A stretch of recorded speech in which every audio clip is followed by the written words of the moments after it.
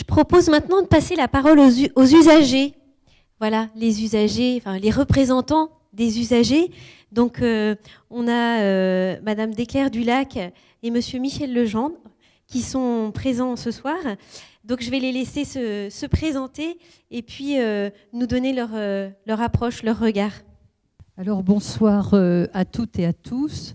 Merci d'être aussi nombreux, mais on sait bien que cette question sur la fin de vie, c'est quelque chose qui nous préoccupe tous, pour nos proches, pour nous-mêmes. Et donc, c'est vrai que c'est une vraie question, mais j'y ajouterais, et ça n'est pas par hasard, que les pouvoirs publics ont sollicité le Comité national sur l'éthique et qui a demandé aux espaces éthiques dans les régions et dans les départements et dans les établissements de réfléchir sur un certain nombre de thématiques qui sont dans la loi de bioéthique.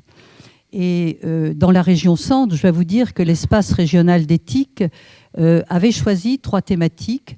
Une qui était sur les données personnelles. Vous savez, aujourd'hui, l'open data, c'est un vrai problème. Qu'est-ce qu'on fait de nos données de santé? Le deuxième était le suicide assisté. Et le troisième était la procréation médicalement assistée. Vous avez choisi la fin de vie. Et je trouve que c'est beaucoup mieux, c'est très personnel là, que le suicide assisté. Parce que je crois qu'il faut faire attention aux mots que nous utilisons, parce que la fin de vie d'un être humain, ça n'a pas de prix. Et je crois que là, on est véritablement en train de parler de quelque chose de fondamental, d'une valeur qu'il faut prendre avec beaucoup de précautions. Alors moi, je suis représentante des usagers, je suis la présidente dans cette région de France Asso Santé, la voix des usagers, et nous comprenons au plan national 80 associations, dont l'ADMD, qui a été citée tout à l'heure, mais également Jalmav, Jusqu'à la mort, Accompagner la vie, parce que je crois qu'il faut aussi citer toutes les associations. Et nous avons des associations de patients de maladies chroniques, parce que la fin de vie ne touche pas que les personnes âgées, mais la fin de vie touche aussi des personnes atteintes de pathologies lourdes et qui peuvent être jeunes, et qu'il faut aussi accompagner dans de très bonnes conditions. Et nous, notre regard que nous portons, c'est de savoir ce que souhaite la personne et son environnement lorsque la problématique se pose. Et si vous voulez, nous ne donnons pas de consignes par rapport, si vous voulez, à cette préoccupation sur la fin de vie. Simplement, nous avons des groupes de réflexion. Et lorsque, par exemple, vous avez abordé, docteur, toutes les lois qui sont les lois fondamentales pour les usagers du système de santé, et je commencerai par la loi du 4 mars 2002, et cette loi du 4 mars 2002 disait « droit de recevoir des soins appropriés ». Ça veut dire que tout au long d'un parcours de santé, on doit avoir des soins appropriés, y compris lorsqu'on est en fin de vie. Le respect de la vie privée de la personne et du secret des informations qui la concernent. Le droit d'être informé sur son état de santé, le consentement libre et éclairé du patient. Et puis, ce qu'on oublie un peu, c'est la charte de la personne hospitalisée.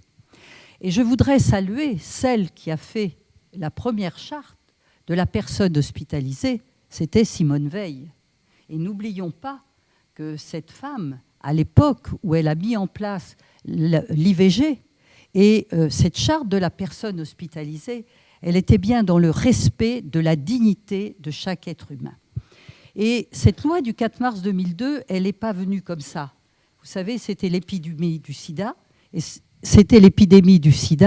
et les associations, et il faut quand même le reconnaître, c'est que les associations, c'est elles qui ont joué un véritable rôle pour que les relations entre les professionnels de santé et les usagers du système de santé, ce ne soit plus une relation asymétrique, mais que ce soit une relation de confiance et que véritablement la voix du patient compte autant que celle de la voix des professionnels de santé, chacun avec ses compétences et son vécu expérientiel.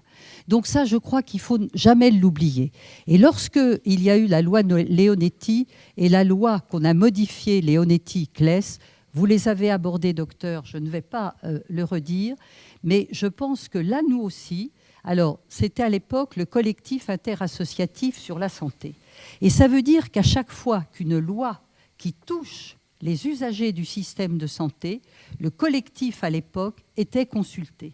Et nous faisions remonter au pouvoir public nos visions que nous pouvions avoir sur chacune de ces thématiques, toujours dans le respect de la personne concernée, quelle que soit la thématique. Et donc, nous avions fait remonter à l'époque des préoccupations que vous avez évoquées en tant que professionnel de santé et qui correspondaient aux nôtres, et de dire la personne concernée, son environnement, etc. Et je partagerai un petit peu de ce que vient de dire le psychologue, c'est que nous avons des textes de loi. Nous avons déjà un certain nombre de règlements. Regardons comment ils sont appliqués avant de vouloir légiférer à nouveau. Et ça, je crois que c'est fondamental. Et ce que nous demandons justement, avant que... Et je vais vous dire, hein, les lois de bioéthique, tout à l'heure, je vous parlais de la procréation médicalement assistée, les données de santé. Regardons déjà ce qui se fait. Faisons une évaluation. Parce que quand j'ai entendu cette équipe pluridisciplinaire à l'hôpital de Briare, les témoignages des professionnels de santé, je veux dire que nous, représentants des usagers, nous nous reconnaissons dans cette démarche. Et moi, j'aime bien parler du regard croisé. C'est-à-dire que, quelle que soit la situation où nous nous trouvons, le patient, son environnement et les professionnels qui essaient de nous améliorer notre santé, mais qui essaient aussi, au moment de la fin de vie, d'apporter toute l'aide, toute la compréhension et tout l'accompagnement qui est nécessaire. Alors, si vous voulez, les usagers du système de santé, on n'est pas arrivé comme ça. Hein. Il y a eu la loi Kouchner du 4 mars 2002, mais voilà que la loi de modernisation de notre système de santé du 26 janvier 2016 a, dans son article 1, souhaité qu'il y ait une union nationale des associations agréées du système de santé. Et c'est la raison pour laquelle nous sommes une union nationale, mais ça ne faisait pas très punching de dire l'union nationale des associations d'agréés d'usagers du système de santé. Donc nous avons pris un nom de marque, France Asso Santé, la voix des usagers, au niveau national et dans les régions, bien entendu.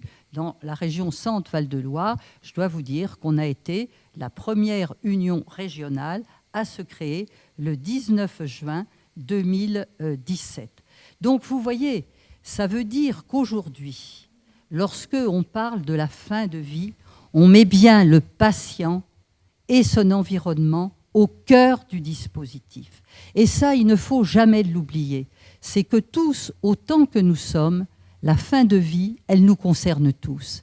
Et on voit bien d'ailleurs, quand il y a un deuil dans la famille, à quel point il faut être entouré, accompagné. Et quand moi j'ai entendu ce qui a été dit à ma droite, je pense que si nous pouvions voir que dans tous les établissements, et puis j'évoquais avec le docteur à ma droite, l'hospitalisation à domicile, parce que là, on parle des structures où là, il y a des équipes pluridisciplinaires. Mais de plus en plus, vous avez des personnes qui veulent finir leur vie chez elles, à domicile. Et il faut que notre société puisse aussi entendre cette demande, mais que là aussi, ce que l'on ne fait en établissement, il faut pouvoir faire de l'accompagnement aussi au domicile de la personne. Mais regardez si cela est possible, parce que vous en avez qui le souhaitent, mais l'environnement ne va pas peut-être être en capacité, parce que là, l'hospitalisation à domicile, c'est 24 heures sur 24 et 365 jours sur 365 jours. Donc là, on a de vrais débats à avoir et de vraies questions à se poser par rapport aux attentes et aux besoins de notre société. Et puis, je voudrais aborder un autre point, c'est que nous avons un vieillissement de la population. Et je pense qu'on n'a pas vu venir ce qui se passe aujourd'hui dans nos établissements pour personnes âgées dépendantes. Et vous voyez bien tous les textes qu'on essaie aussi de mesurer là-dessus. Et je crois que la fin de vie, il faut la décoder dans tous les milieux où un patient, son environnement peut être présent.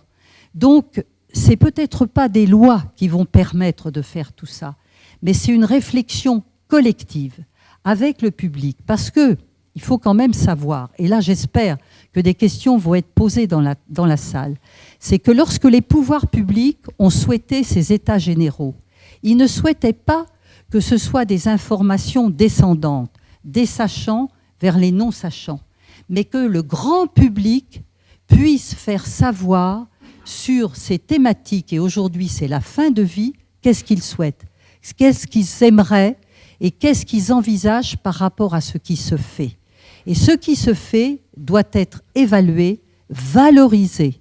Et moi, pour terminer ma petite prestation, je voudrais vous dire qu'on ne peut pas le faire seul et que les patients, c'est avec les professionnels de santé, c'est avec le grand public et que nous, notre rôle, c'est, nous avons des associations, 80 aujourd'hui, notre rôle, c'est de former ces représentants d'usagers qui siègent dans les divers établissements. Et ce qu'on aborde aujourd'hui sur la personne de confiance, sur les directives anticipées, et lorsqu'on fait des enquêtes auprès de nos représentants d'usagers, très peu désignent une personne de confiance, très peu écrivent des directives anticipées. Et ce que nous nous apercevons aussi, c'est que les professionnels de santé sont parfois démunis, compte tenu, parce qu'on est dans de la technique de soins, et là, tout cet accompagnement, qui est plus un accompagnement psychologique, de comment quelqu'un veut sa fin de vie, c'est difficile à aborder pour des professionnels de santé qui sont là pour essayer de les maintenir en bonne santé. Et quand on parle de la fin de vie, c'est quelque chose de fondamental, c'est une valeur qu'il faut conserver, et je dirais que ce n'est pas seul qu'on peut le faire, et que ce n'est pas en tuyau d'orgue, les professionnels de santé, les associations d'un côté, le grand public, les patients, mais c'est tous ensemble. Et si on arrive à se mettre autour de la table, à faire de l'évaluation aujourd'hui et à faire des propositions au cours de ces états généraux de la bioéthique, je pense qu'on pourra avancer. Merci. Merci, Madame Desclercq-Dulac.